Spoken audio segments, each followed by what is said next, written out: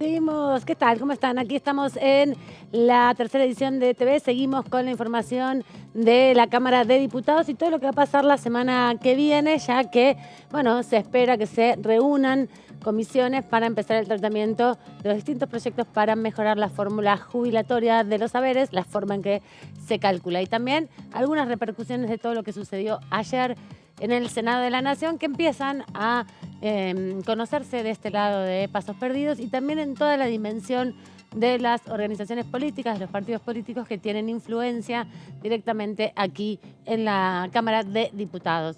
Para todo esto voy a compartir con mis colegas y compañeros. Claudio Mardones, bienvenido, buenas tardes, ¿cómo estás? Amanda Alma, muy buenas tardes, ¿cómo le va? Bueno, bien. Estamos, podríamos decir...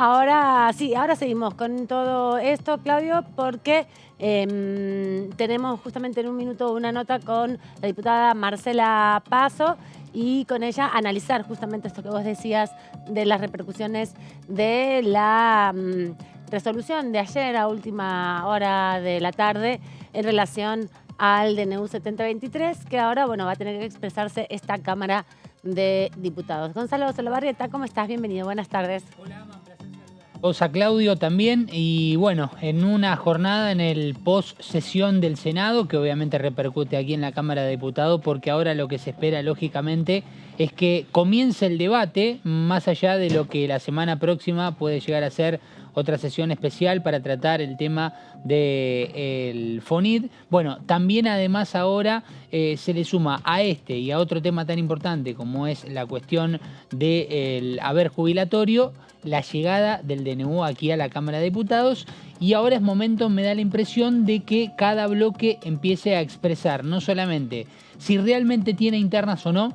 Recién escuchaba, leía a la diputada, por ejemplo, Karina Banfi, hace instantes que hablaba... que estaba entrando a Casa de Gobierno, ¿no? Sí, estaba en las inmediaciones, por lo menos, de la Casa de Gobierno. Sí, que hablaba de que en el radicalismo no hay división, no hay un momento crítico. Bueno, así me parece, me da la impresión, se van a tratar de expresar todos los bloques para entender.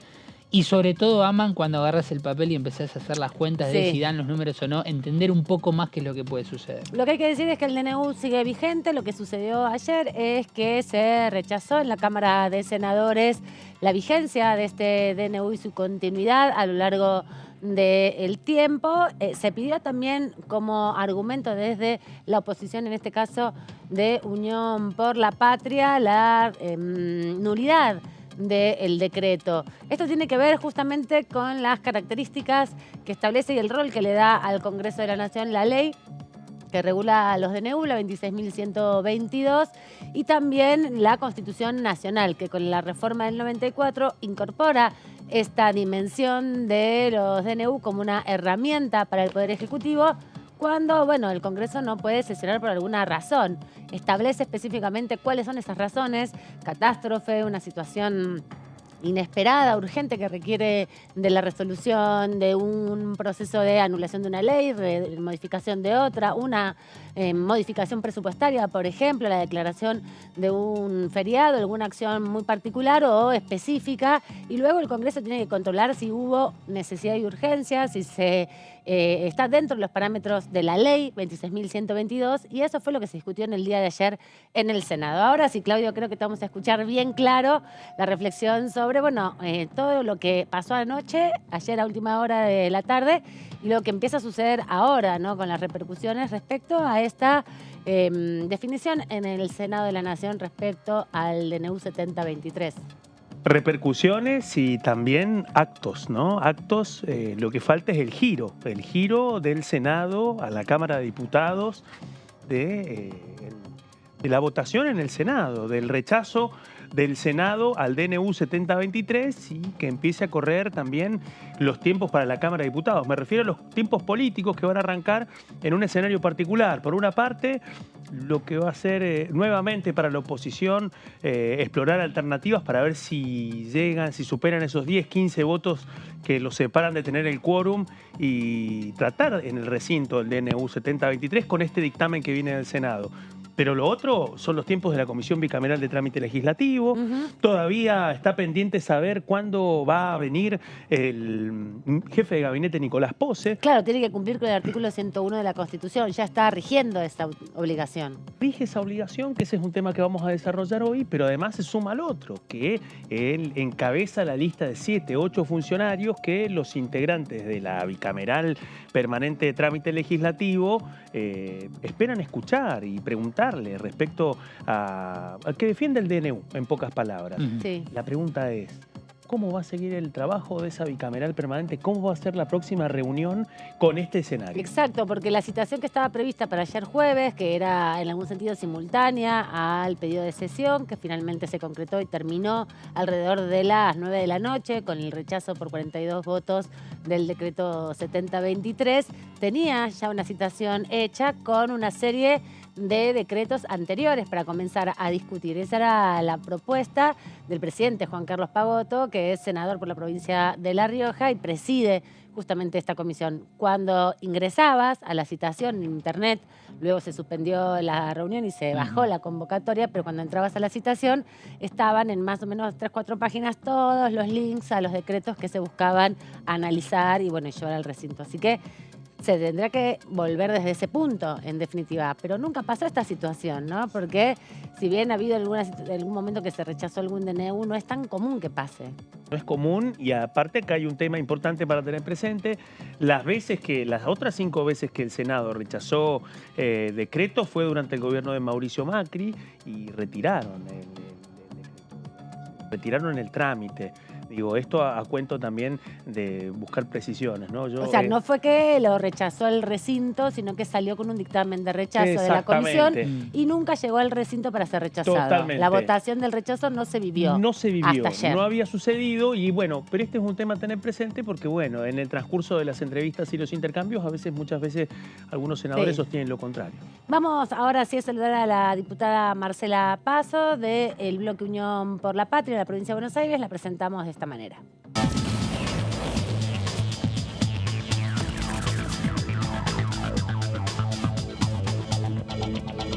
¿Cómo está? Buenas tardes, diputada. Gracias por estos minutos aquí en Tercera Edición. Primero que nada, bueno, el día miércoles intentaron sesionar para comenzar a tratar los proyectos que hay respecto a la nueva fórmula, una fórmula actualizada para los saberes jubilatorios. ¿Qué análisis hace de esa sesión? Y bueno, y luego obviamente la convocatoria a la composición de la comisión y a la definición de las autoridades. Hola Amanda, ¿cómo estás?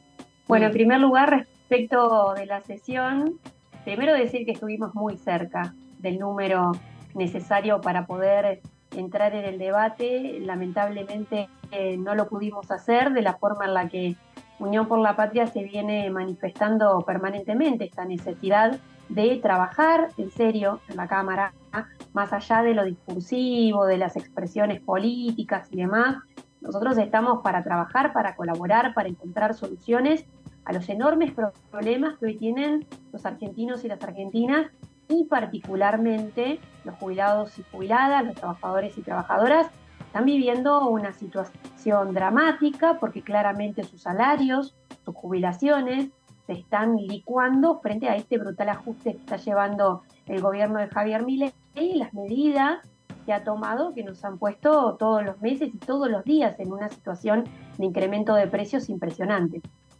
Y en ese sentido, luego la convocatoria de la comisión, ¿cree que está vinculada con esta propuesta que hizo Hacemos Coalición Federal, que Unión por la Patria ya un par de días antes había manifestado que iban a prestarse para el quórum? ¿Cree que eso suscitó y provocó que finalmente se pueda convocar a la comisión? Sí, yo siento que fue una estrategia de parte del oficialismo para tratar de que esa sesión no prosperara. Siento además, y está a la vista, que hay muy poca voluntad de parte del presidente Martín Menem de constituir las comisiones, porque la verdad es que a esta altura ya tendríamos que tener un calendario de constitución de todas de las comisiones que prevé el reglamento. Y esta está más que claro, el mismo día de la sesión se convoca a la tarde también con algunas cuestiones administrativas a considerar, ¿no? Respecto de intentar sumar a la presidencia a una persona que no estaba integrando la comisión, una Claro. desprolijidad, entre comillas, bastante importante. Está más que claro que fue a propósito, que lo hicieron para tratar de bajar la sesión, pero bueno, si para eso sirvió la sesión, bienvenido sea, y ojalá que muy pronto podamos estar constituyendo rápidamente el resto de las comisiones. Cuando el Frente de Todos era gobierno, cuando a ustedes les tocaba hacer oficialismo, hubo varias ocasiones donde la oposición logró emplazar debates, incluso algunos, bueno, posicionar y dictaminar, sacar medias sanciones de proyectos donde el oficialismo de entonces no estaba de acuerdo. ¿Cómo crees que eso se puede trasladar en este proceso actual? ¿Cuál es la relación con el resto de la oposición para alcanzar las mayorías que se requieren para, bueno, plantear posicionamientos, establecer prioridades en debates? Por un lado, nuestro espacio político trata de mantener todo el tiempo especial relación con todos los bloques, incluso con el oficialismo. Lo que se advierte, y es lo que charlamos en cada reunión de bloque, es que se pone a veces un poco difícil poder acceder al presidente de la Cámara y al oficialismo, incluso hasta para detener determinadas definiciones, sean cuales sean ellas, ¿no? La voluntad de Unión por la Patria, siempre y cuando sea. Vos fíjate que esta sesión no fue convocada por Unión por la Patria y nos acercamos y tratamos de dar el quórum porque estamos convencidos de que es uno de los temas que hay que tratar, y todas las iniciativas que vayan en el sentido de mejorar la calidad de vida de los argentinos, vamos a estar presentes, siempre con un espíritu de colaboración, siempre tratando de aportar nuestros proyectos y con la predisposición y la voluntad de avanzar. Sí recuerdo algunos emplazamientos durante nuestro gobierno, la Comisión de Seguridad, que en su momento presidía el diputado Ramiro Gutiérrez, con mucha predisposición y con mucha voluntad, fijamos fechas, fijamos horarios, fuimos adelante con los temas a tratar. Bueno, me parece que lo que tiene que ocurrir acá es eso mismo. Hay que avanzar con el tratamiento de la fórmula de movilidad jubilatoria, como en tantos otros temas, que de verdad que son urgentes e importantes, ¿no? Hubo una propuesta en la sesión de minoría que hizo el presidente de Unión por la Patria, Germán Martínez, para que se constituya la Comisión de Seguridad Interior y que pueda ir con un gesto de apoyo a la gestión del gobernador Puyaro en Santa Fe, a sesionar o a reunirse por lo menos con el poder político también santafesino.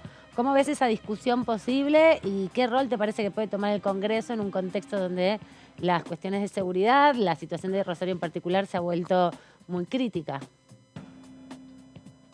Lo que está ocurriendo en Rosario sí que es de necesidad y sí que es de urgencia. Por eso el planteo particular, bueno, y de nuestro presidente de bloque, que pertenece a la provincia de Santa Fe, planteando que el Congreso se haga presente, que muestre su voluntad de apoyo, como lo han mostrado los gobernadores de todas las provincias de la Argentina en esta situación tan dramática que está viviendo Rosario, pero que nos atraviesa a todos y a todas, porque las cuestiones vinculadas al narcotráfico tarde o temprano llegan a todos los rincones del país y no se detectan y no se previenen y si no se atacan a tiempo como corresponde. Ojalá que presten atención a esta buena voluntad que hay de todos los espacios políticos de colaborar con esto, y creo que el Congreso tiene un rol más que importante, no solamente político, sino desde lo técnico, en el acompañamiento de las leyes que sean necesarias para poder frenar este flagelo. Pero está más que claro también que este flagelo no se detiene con circo, no se detiene con funcionarios disfrazados, no se detiene con frases célebres, sino con una tarea realmente importante y llevada adelante con mucha responsabilidad. Ojalá que el Gobierno Nacional tome nota de ello y que haga buen uso del Poder Legislativo para poder acompañar este proceso. Por último, tengo que preguntarle sobre el decreto de necesidad de urgencia 7023. Ayer fue rechazado en el Senado de la Nación. No sé si pudo seguir la votación, los discursos de los distintos legisladores, y si en el grupo ya de diputados de Unión por la Patria comenzaron a hablar respecto a este tema. No solamente los legisladores y no solamente la política mandan. Ha habido varias expresiones que han mostrado que ayer un gran conjunto de la sociedad argentina estaba atento a lo que se estaba tratando en el Senado. Yo creo que eso ocurre porque se ha logrado comunicar y la gente sabe que este DNU le afecta en su cotidianidad y podría afectarlos aún más. Afectarlos toda vez que quita derechos a los consumidores y consumidoras, afectarlos toda vez que generó este incremento exorbitante en las cuotas de las prepagas y los seguros, afectar a quienes alquilan y en el mes de diciembre estaban desesperados porque las inmobiliarias les cambiaban las reglas del juego, porque había aparecido este DNU mágico que les daba posibilidades de cobrarles precios exorbitantes en los alquileres. Y además la preocupación de todo aquello que hoy está frenado por la justicia, pero que puede traer consecuencias muy graves para nuestro país, como lo que tiene que ver con la materia laboral. Nuestro espacio político ya se ha manifestado en contra, lo hemos hecho claramente, no solamente en expresiones en el recinto, sino también en la comisión que trata el tema del DNU, y vamos a seguir trabajando para clarificar cuál es el impacto negativo que tiene este DNU inconstitucional en la vida de la gente. Gracias, diputada, por este ratito aquí en Tercera Edición. Hablamos en cualquier momento y que tenga buen fin de semana. Gracias a vos, Amanda, un placer como siempre. Hasta luego. La diputada Marcela Paso, justamente del Frente Renovador dentro de Unión por la Patria, en representación de la provincia de Buenos Aires. Y obvio, ¿no? Toda la discusión de ayer trajo algunas repercusiones. Hay un documento circulando de gobernadores, de la gran mayoría de los gobernadores de la Unión Cívica Radical, que fueron acompañando la posición mayoritaria que tuvo ese bloque ayer en la Cámara de Senadores. También, bueno, de alguna manera advirtiendo, adelantando su posición también para aquí, para la Cámara de Diputados.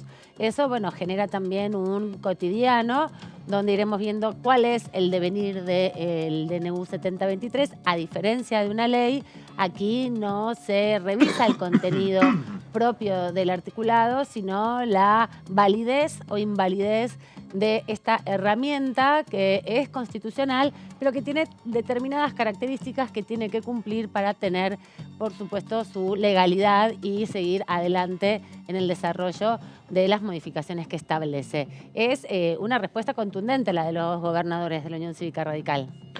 Me parece que, por una parte, Amanda, tenemos el pronunciamiento de los gobernadores, donde falta el gancho del gobernador santafesino Maximiliano Puyaro, y en ese contexto también un mensaje directo al titular del Comité Nacional de la Unión Cívica Radical y senador nacional por la Ciudad de Buenos Aires, Martín Lustó, ¿no? Esto será parte de un anticipo, una discusión mayor dentro del radicalismo que no van a poder contener. Bueno, no lo sabemos todavía. Creo que lo que se está poniendo en juego también, no sé qué les parece, pero creo que tiene que ver también con el peso de la negociación que creo que se va acelerando desde que el Poder Ejecutivo, insisto, la Casa Rosada, cayó en la cuenta de que los tiempos para debatir el DNU se estaban acortando y que en ese contexto comenzaron a trabajar gobernador por gobernador para abrir una instancia como diciendo, bueno, si dan quórum, no vayan a rechazar el DNU. Claro. Ese es uno de los planteos. Hubo intentos, sí. Porque ya la noche anterior en la reunión de labor parlamentaria se había planteado desde el oficialismo la posibilidad de posponer la sesión, esa parte de la sesión, avanzar con los otros dos proyectos o tres proyectos que eran importantes, los tratados para evitar la doble imposición tributaria, también la autorización para que el presidente viaje al exterior y algo que es muy importante, la primera ley de la era Milei, tenemos que decir, que es la aprobación de la ley que modifica justamente el Código Penal y que fortalece a la Unidad de Información Financiera y establece mejores estándares para la persecución del lavado de activos. Entre todo lo que pasó ayer, quedó un poco borrado, pero es un hecho fundamental. Muy importante. Sobre todo es fundamental porque fue votado por unanimidad y los bloques que votaron en rechazo o se ausentaron aquí en la Cámara de Diputados durante la gestión anterior, apoyaron en este momento el mismo texto, ¿no? Y eso da cuenta de la continuidad institucional del Estado. Totalmente. Me parece a mí que no solamente se debatió eso, sino que, bueno, fueron avanzando otras cuestiones, especialmente con las dobles imposiciones, ¿no? Que también es otro de los temas, pero naturalmente el grueso tenía que ver con los tiempos y cómo corría el reloj durante esas 8 horas duró la sesión, 8 horas y media. Bueno, un poquito antes de que se cumpliera la mitad es que empezó el debate más determinante. También. Luego de un intento, que algunos dicen, bueno, fue un saludo a la bandera, que fue a partir del senador Atauche, que propuso la posibilidad de postergarlo y perdió en esa votación. Y todo esto en referencia también a lo que decíamos al principio, ¿no? Vale la pena hacer un pequeño repaso de por qué hacemos referencia también a la importancia de la Unión Cívica Radical, ¿no? Este sería, podría decirse, el segundo dato importante para entender si hay una interna o no. El primero me nace pensar en la votación de Manes, Claro. aquí en la Cámara de Diputados, cuando se estaba votando el artículo 5 o 6 de 4 la ley de de la el ley 4, de el bases, 4 de porque la el ley de 5 no bases. se llegó. Creo que fue Sí, Giuliani, el otro diputado Sí, que había que lo votado, acompañó que lo acompañó, en radicales rechazo. ambos, pero bueno, la figura de Facundo Manes es una figura casi a la altura, digamos, en cuanto a relevancia, importancia, gran conocimiento, referencia. al igual que la de ayer, que por eso decimos el segundo capítulo, de Martín Lustó en la Cámara de Senadores. La realidad indica de que la Unión Cívica Radical está en un proceso de volver a estar unida, por lo menos aquí en la Cámara de Diputados, y esto tal vez abre un nuevo capítulo y entendemos que para el gobierno es muy importante contar con el apoyo de la Unión Cívica Radical a la hora de los números, entendiendo que también cuando nosotros hablábamos de manera privada, tal vez en off, como se dice con los legisladores de la Unión Cívica Radical, lo que te explicaban a la hora de darle el voto positivo para que se pueda avanzar, por ejemplo, en el dictamen para el proyecto de ley de bases con la cantidad de artículos que fue restando y cómo quedó lista para el recinto, el acompañamiento se basaba no tal vez en un pensamiento estricto del propio partido, Sí. sino en el acompañamiento para darle gobernabilidad al Estratégico. gobierno estratégico, porque así lo había decidido la gente en las urnas. Ujú. Para que se entienda un poco cómo viene el manejo, Claro. digamos, de la Unión Cívica Radical en relación con el gobierno. Y lo que sí pasó la semana el día miércoles, es que 5 diputados, ya no era solo Facundo Manes y Giuliano, sino 3 diputados más del radicalismo, estuvieron dando quórum. No alcanzó el quórum. El quórum al momento, la media hora reglamentaria que se cumplió de la convocatoria de la sesión, eran 119 y después llegaron alrededor de 4 o 5 legisladores más, llegando a 126 el momento culminante de la sesión en minoría. Entonces, también ahí en referencia a eso, hay un foco puesto en el radicalismo porque vuelve a tener una situación sinuosa respecto a la homogeneidad en la estrategia parlamentaria. Creo que lo que sucede es una foto del radicalismo luego de la derrota de Juntos por el Cambio, ¿no? Digamos, lo que ha implicado el post Juntos por el Cambio en la Cámara de Diputados con un bloque reunificado, luego de haber transitado dos años con una división, y que bueno, que fue la tarea del anterior titular del Comité Nacional del Partido, el ex gobernador Gerardo Morales, y bueno, ahora la pelota queda en manos del otro sector, de un sector que negoció con Morales, pero que encierra también dos características especiales. Por una parte, el núcleo porteño, ¿no? Del radicalismo porteño, universitario, y por otra parte, el otro dato muy importante, la presencia de Maximiliano Puyaro, una figura de evolución radical del espacio que lidera Martín Lustó y que ganó la provincia de Santa Fe. Y todo esto en un momento en donde también varios dirigentes de evolución radical que son diputados o han sido diputados hasta el año pasado, les tocó jugar en las elecciones. En muchos casos pelearon en distintas provincias afrontando la derrota también, pero ganando posiciones partidarias que finalmente alumbraron en la victoria de Martín Lustó como titular del Comité Nacional, ¿no? Eso habla de otro escenario, porque ese radicalismo que afrontó junto con el PRO y la coalición cívica la derrota de Juntos por el Cambio, el lugar en el que quedó Patricia Bullrich, algo impensado para Juntos por el Cambio en otro momento. Exacto. Afrontar la fuga de votos por ultraderecha que directamente implica que Patricia Bullrich quede fuera de la segunda vuelta, es algo que realmente ninguno de los partidos estaban esperando afrontar de esa manera. Claro, en un ratito cuando hablamos de la tanda vamos a seguir analizando esto porque es los efectos, justamente como bien describía Claudio, todavía de las elecciones del año pasado. Así como desde el Gobierno Nacional se asume una traslación del impacto de la inflación a lo largo de los meses por las políticas económicas del gobierno anterior, estos efectos que se ven en la política ahora empiezan a aflorar también después de los primeros meses vertiginosos que está teniendo este gobierno y que requiere posicionamientos importantes por parte de las fuerzas políticas que no ganaron, ¿no? Que salieron primera, segunda o tercera en el momento de la elección parlamentaria, que es también lo que reclaman para sí como representatividad cada uno de los bloques políticos. Vamos a la tanda, volvemos en un ratito que tenemos un poquito más para compartir con ustedes este viernes, cerrando ya una semana intensa aquí en la Cámara de Diputados.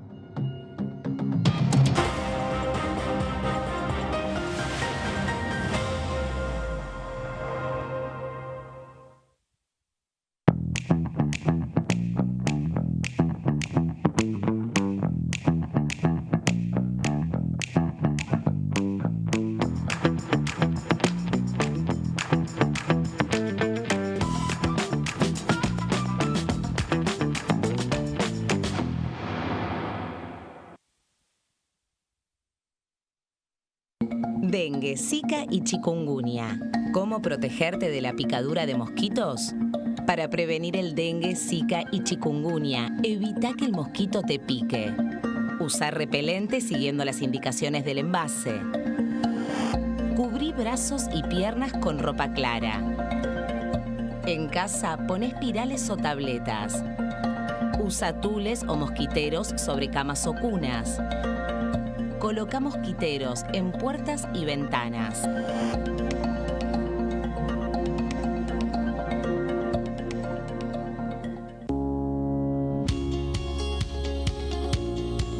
La Cámara de Diputados tiene 257 miembros.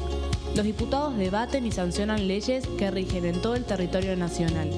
Algunas de las más importantes son el presupuesto de gastos generales del Estado, el Código Civil, el Código Penal, la forma en que se rige el trabajo, las jubilaciones, entre tantas otras.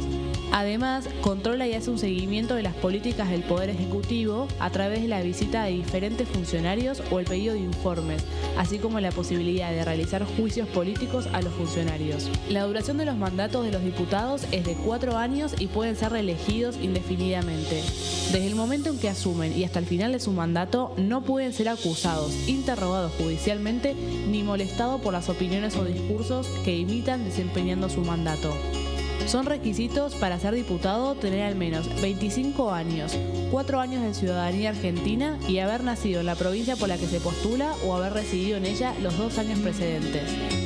Se agrupan en bloques que expresan partidos políticos o afinidad ideológica. Existen también los monobloques integrados por un solo diputado.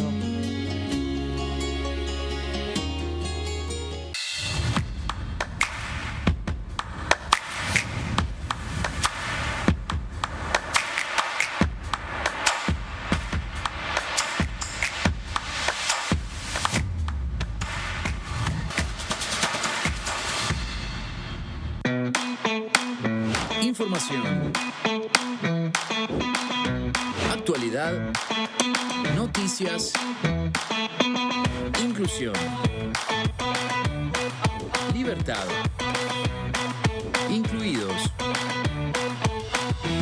Noticias sin límites, lunes y miércoles 18:15 horas.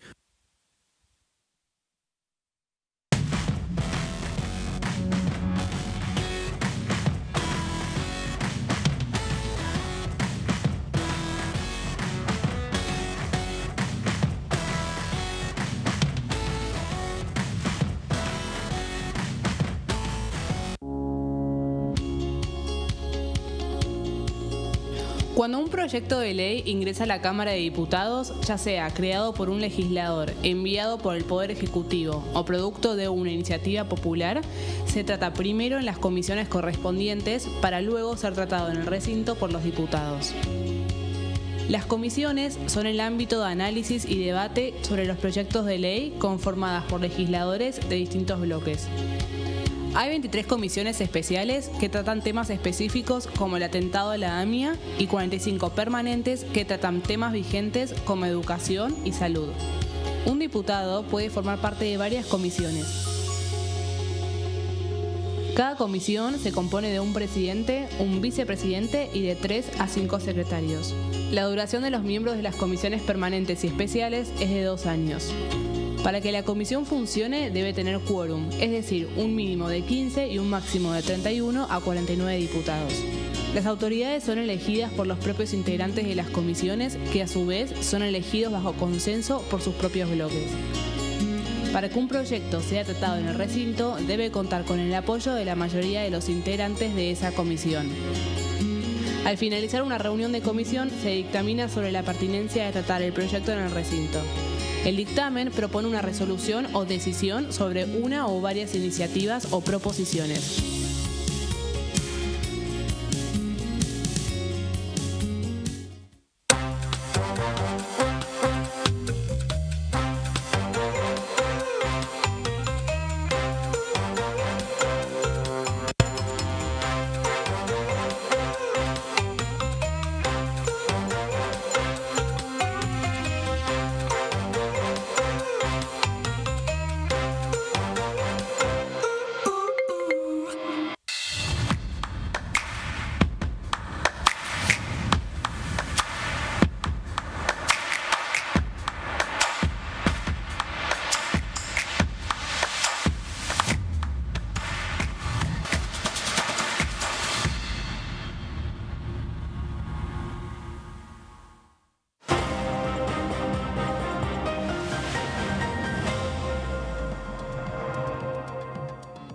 Estamos en tercera edición repasando lo que dejó la sesión de esta semana en la Cámara de Diputados y también las repercusiones de lo sucedido ayer en el Senado de la Nación, con la primera sesión especial, podríamos decir, donde se debatieron proyectos de ley. Algunos de esos proyectos tienen que venir ahora a la Cámara de Diputados, los proyectos que ratifican los acuerdos por doble imposición, para evitar la doble imposición tributaria con varios países, con 3 países en particular. También intercambio de información con algunos estados respecto a cuentas de ciudadanos argentinos y la autorización para que el presidente de la Nación deje el país en misiones formales, justamente, ¿no? En actividades, en encuentros que hasta ahora no se había aprobado. Hubo una particularidad en la votación del día de ayer respecto a este tema, porque por primera vez se votó también en contra de esta autorización. Más que nada es un gesto político, senadores de la provincia de Santa Cruz lo hicieron, también marcando mucha gestualidad ayer en los discursos y también finalmente en las votaciones que se dieron a lo largo de toda la jornada del debate en la Cámara de Senadores. Este tema del DNU 7023 tiene repercusiones no solo dentro de la Cámara, sino también en otras instituciones importantes de la democracia, como es el Poder Ejecutivo. Y es por eso que en la jornada del día de hoy, el vocero presidencial, Manuel Adorni, se refirió al tema del DNU y estas fueron sus palabras. Sabíamos que el DNU iba a ser rechazado o que tenía amplias posibilidades de ser rechazado, y el rechazo lo único que nos indica a nosotros es un mal indicio acerca de la voluntad de algunos actores de avanzar en el pacto de mayo. Vale nuevamente la aclaración, el DNU sigue vigente. Y falta, por supuesto, su tratamiento en la Cámara de Diputados. Esto se los recuerdo a todos, especialmente a los que ayer festejaron el rechazo en el Senado del DNU. Así que por ahora pueden seguir gozando de los beneficios del mismo. Todo esto va a seguir pendiente aquí en la Cámara de Diputados, porque no solamente está la Comisión de Trámite Legislativo, que cuando se reúna veremos cómo tramita esta sanción de rechazo al DNU, porque el DNU sigue vigente mientras que las 2 cámaras no lo rechacen. Por ahora, una sola cámara lo ha hecho. Hay que ver cómo va latiendo el debate en torno a este DNU, que está judicializado en varios aspectos. 2 que son muy importantes. Uno de ellos tiene que ver con el capítulo de la reforma en materia laboral, que ya había presentado en su momento un amparo la Confederación General del Trabajo, y otro también muy importante de la Asociación de Fútbol Argentino, que tiene que ver con el amparo para que los clubes de fútbol no pasen a ser sociedades anónimas. Ese también está judicializado, ese capítulo, y está avanzando hacia la Corte Suprema para que defina también el máximo tribunal estas demandas que han hecho sectores que se ven afectados por el DNU. Hay una tercera demanda que sí fue aceptada ya directamente por la Corte Suprema, antes incluso de la feria judicial, que es la declaración de inconstitucionalidad del DNU por parte del gobernador Quintela, que es gobernador de la provincia de La Rioja. La Corte Suprema asumió que tiene que entender en esta causa originaria porque una provincia demanda al Estado Nacional sobre acciones específicas. Y allí es uno de los temas principales en los que entiende la Corte Suprema, aceptó entender en esa causa y hace algunos días atrás, también en esta semana, el propio presidente de la Corte Suprema advirtió que la definición del DNU es un tema político. Así que todavía vamos a tener que esperar que defina la Corte qué sucede con este decreto, mientras está ahora aquí en la Cámara de Diputados todo ese debate. Hay proyectos que también se van incorporando. Claudio, vos tenés uno para contarnos que se incorporó a la mesa de entrada hace algunos días. Hace muy poquito, Amanda, y conecta con este repaso que estabas haciendo luego de la reproducción de las palabras del vocero presidencial, ¿no? En este caso vamos a repasar una asignatura pendiente, porque ya le corre el reloj, al jefe de gabinete Nicolás Posse, ¿sí? En este caso, el firmante es el ex vicepresidente, ex gobernador y diputado nacional del radicalismo, Julio Cleto Cobos, que lo presentó junto con otros 11 integrantes del bloque. Y bueno, uno dice, pero bueno, es un pedido para que se presente. En este momento no es un tema para nada menor. En primer lugar, porque este radicalismo del que veníamos hablando, en cabeza de Julio Cobos, trata de poner el foco sobre un tema más para el Poder Ejecutivo y tiene que ver con el cumplimiento de la Constitución Nacional. Vamos a la siguiente placa, porque lo que plantea Cobos como un requerimiento que podría sumar más aliados. Recordemos que estamos en un momento en donde venimos de un intento de una sesión especial que por un pelito no alcanzó a los 129, que cuando llegó el momento del poroteo tenía 10 bancas menos ocupadas, vacías, mejor dicho, para poder llegar a los 129. En algunos casos el problema fue la tormenta, los problemas climáticos, la decisión de algunos que estuvieron ahí mirando tras bambalinas a ver qué hacer. Y otro tema muy importante, el que veníamos hablando, y el llamado de algunos gobernadores y la decisión de otros gobernadores de que directamente en el contexto de la negociación que llevan adelante con el gobierno nacional por el pacto del 25 de mayo, en ese contexto algunos diputados dijeron no bajes porque estamos en una negociación. ¿Qué es lo que sucede en este contexto? Que la semana que viene se espera otro pedido de sesión especial, también presentado por Hacemos Coalición Federal, corríjame, pero creo que es el martes. Sí, el martes. El martes. Y podría reunir el quórum. Ese es el primer dato. Todo en un momento en donde venimos de otro componente importante, en donde el radicalismo afronta discusiones internas muy complejas después de lo que sucedió ayer en el Senado. El Senado finalmente votó el rechazo al decreto de necesidad de urgencia 7023. Y eso también conecta con el jefe de gabinete Nicolás Posse, por lo que decíamos hace un ratito, porque la Comisión Bicameral Permanente de Trámite Legislativo espera escucharlo, espera que responda un montón de preguntitas que tienen muchos para hacerle, porque además saben que Nicolás Posse es uno de los que más conoce el DNU 7023. Además, también hay que decir que en estos plazos que están corriendo del periodo de sesiones ordinarias, se espera una visita del jefe de gabinete y es el que firmó el DNU 7023 y todos los proyectos también que han llegado, ¿no? Porque cuando se empezó a discutir la ley bases, también se esperaba su visita o había sido solicitada por otros bloques, como por ejemplo la coalición cívica, que insistía en su presencia, porque es quien responde en última instancia por los actos del gobierno, ¿no? Totalmente, absolutamente. Y para algunos temas es el responsable directo. Para la Constitución Nacional lo es. Y ahí hay una serie de datos políticos que vamos a comentar después, pero el cometido principal de este proyecto tiene que ver con citar a Nicolás Posse para que cumpla con los requerimientos del artículo 101 de la Constitución Nacional, ¿sí?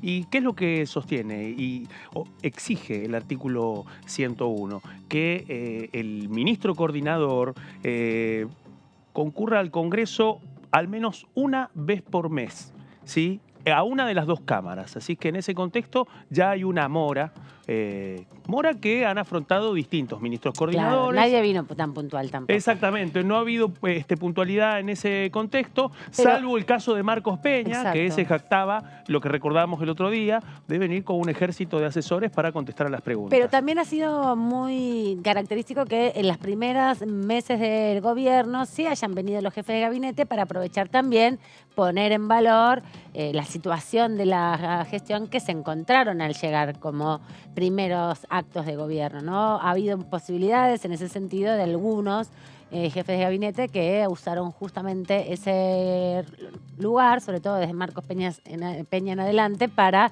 venir aquí a contar con qué se encontró la gestión, sobre todo cuando cambia de signo político. Eso es lo que también insisten algunos diputados de la oposición para que Nicolás Pose venga aquí al Congreso, que ya está el periodo de sesiones ordinarias en funciones. Y transitar lo que implica el tono del debate legislativo, tanto en el Senado como en la Cámara de Diputados. Ese es uno de los puntos principales que establece la Constitución Nacional, con la misión del artículo 101 de informar sobre la marcha del gobierno. Bueno, en este caso también hay otra alternativa que lo podemos ver en la siguiente placa, y es precisamente poder citarlo a través del artículo 71 de la Constitución Nacional.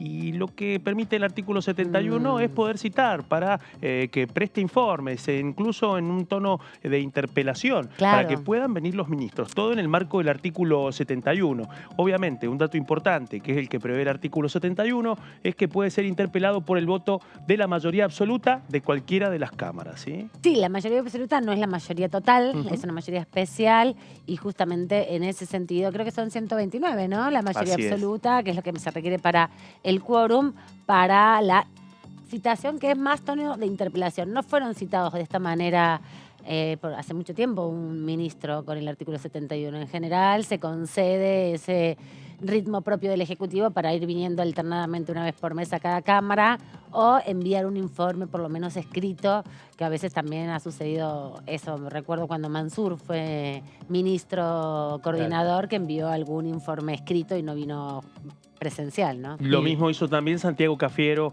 en su momento. En algunas oportunidades estuvo presencialmente y otras veces contestó por escrito. Lo cierto es que sí, sobre el jefe de gabinete también pesa un tema específico que lo vincula con el Congreso. Lo vemos en la siguiente placa, y es precisamente que puede ser removido por el voto de la mayoría absoluta de cada una de las cámaras del jefe de gabinete en el caso de incumplimiento de alguno de los mandatos que le establece la Constitución Nacional. Y acá viene el otro tema. La bicameral permanente de trámite legislativo lo citó para defender el DNU, así que ahí se suma este dato político que citábamos al principio. Recordemos que hace 2 semanas Nicolás Pose abrió las puertas de su despacho y se encontró con una parte del bloque de la Libertad Avanza, senadores y senadoras, diputados y diputadas. Una parte para conocerlos y otro para empezar a prepararse lo que puede ser sus visitas al Congreso. Uno, posiblemente el más próximo, pero hay que ver, es lo que pasa en la bicameral permanente de trámite legislativo. Ahí hay una gran pregunta.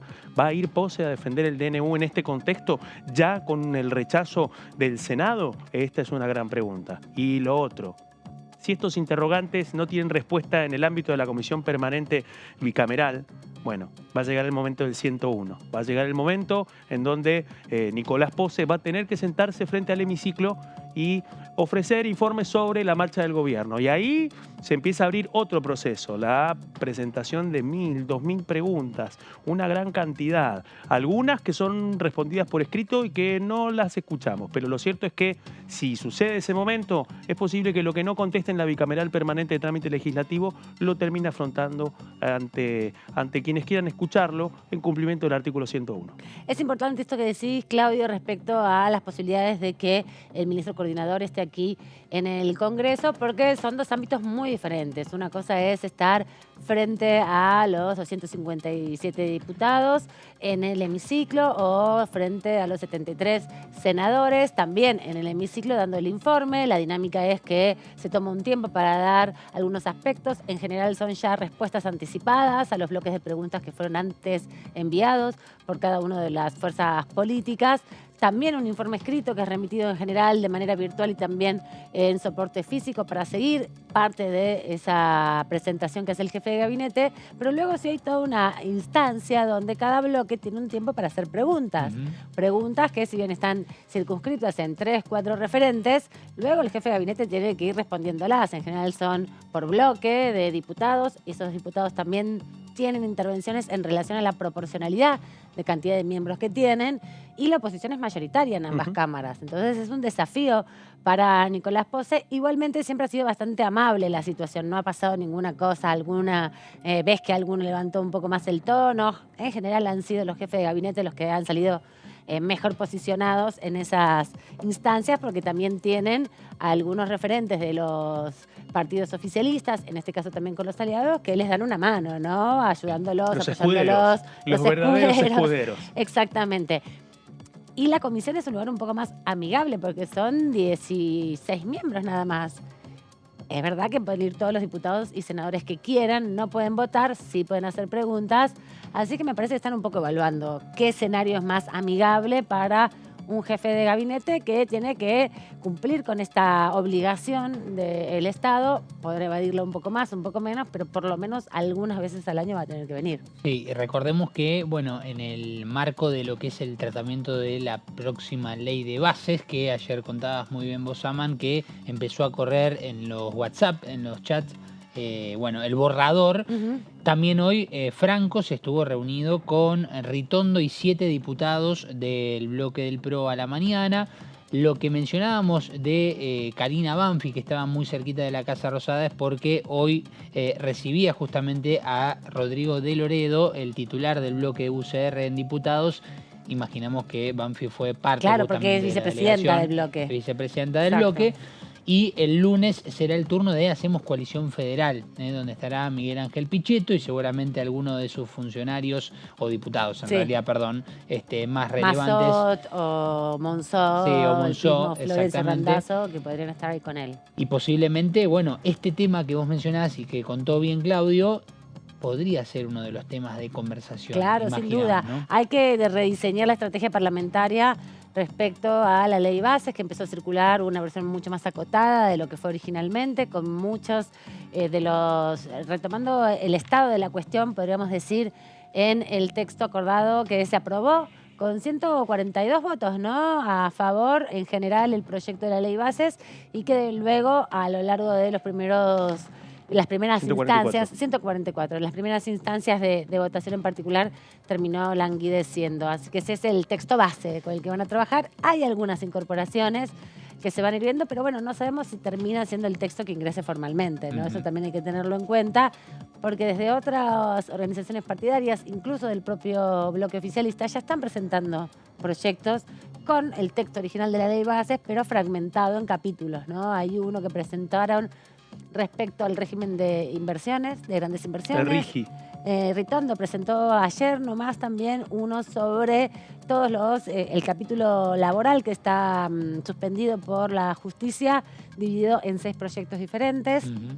Y así con otros tantos. Otro para mantener la derogación de la ley de alquileres, porque se empieza a abrir otro escenario que incluso distintos senadores lo plantearon ayer en el debate, en el recinto de la Cámara de Senadores, porque incluso planteaban, decían, bueno, empiecen a presentar proyectos de ley para poder debatir en el Congreso lo que posiblemente sea rechazado por el Senado. Obviamente, lo decían en muchos casos ya anticipando su voto negativo, y mientras transcurría el debate, que luego terminó en esta votación adversa para el Gobierno Nacional, para el Poder Ejecutivo, y que si bien no invalida el DNU 7023 y abre este giro para la Cámara de Diputados, podríamos decir que resquebraja la legitimidad del instrumento ejecutivo que se arroga facultades legislativas y que en este contexto se transforma en un examen, en una prueba nueva para el oficialismo en este contexto. También hay una promesa, por lo menos, o un compromiso, para ser un poco más específica, por parte de las autoridades que asumieron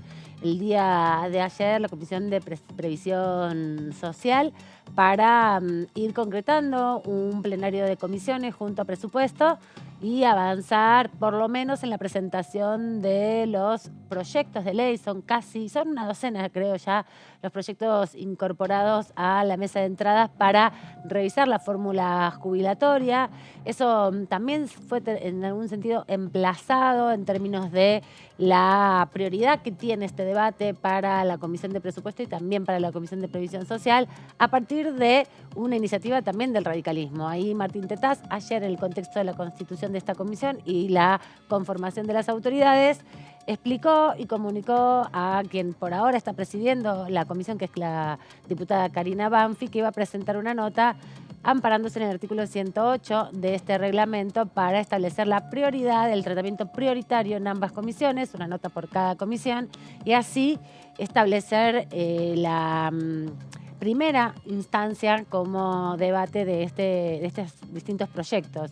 También el diputado Maximiliano Ferraro pidió que se estableciera un esquema de trabajo con una primera reunión para presentar los proyectos y luego la convocatoria a algunos especialistas, ¿no?, respecto a cómo calcular la fórmula jubilatoria.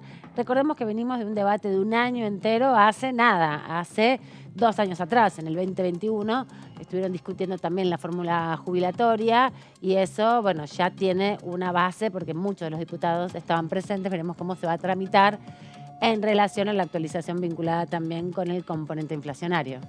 Hay que ver en ese contexto, luego de esta demostración de fuerza que no se terminó de cristalizar esta semana, cómo va a continuar el debate, porque esto también conecta con algo que decías vos, Gonzalo, y es este radicalismo, ¿no? Por una parte nos encontramos con un radicalismo que en la Cámara de Diputados una mayoría decidió no dar quórum al pedido de sesión especial, ¿no? Al mismo tiempo, una negociación que le permitió al radicalismo quedarse con la presidencia de la Comisión de Previsión de Previsión Social, y de Seguridad y Previsión Social. Eso por un lado. Por otra parte, en el Senado, un grupo de senadores pequeño, encabezado por el presidente del partido, Martín Lustó, es verdad, rechaza el DNU. Y por otra parte, lo que estábamos repasando desde el comienzo del programa, el pronunciamiento de los demás gobernadores y jefes de bloque que planteaban su respaldo. Hay que ver ahí cómo se va a sintetizar, si eso se va a dar en el marco político del Comité Nacional del Radicalismo o solamente se va a librar tanto en el bloque en el Senado como en el bloque radical en la Cámara Baja.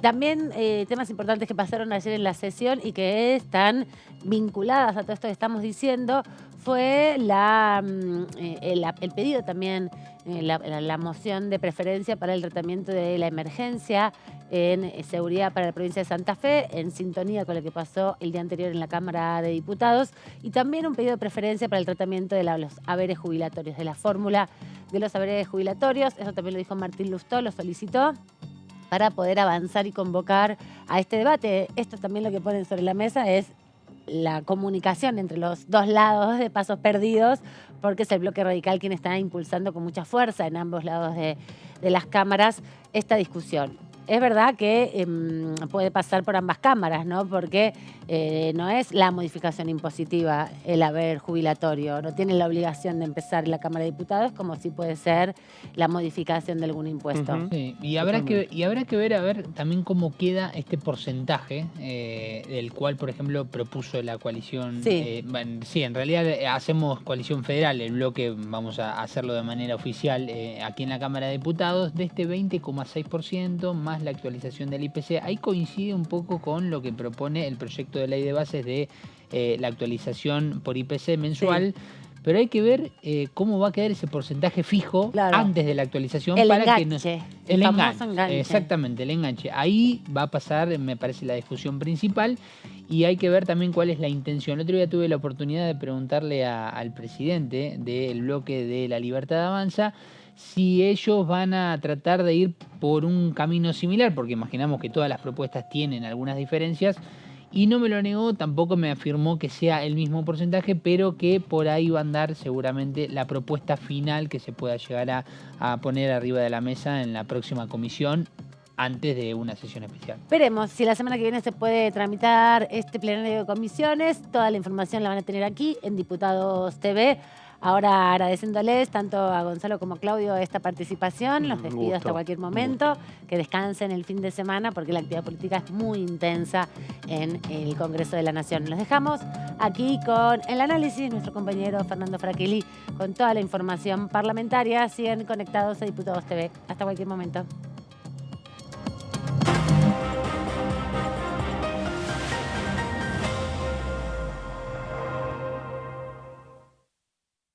Dengue, Zika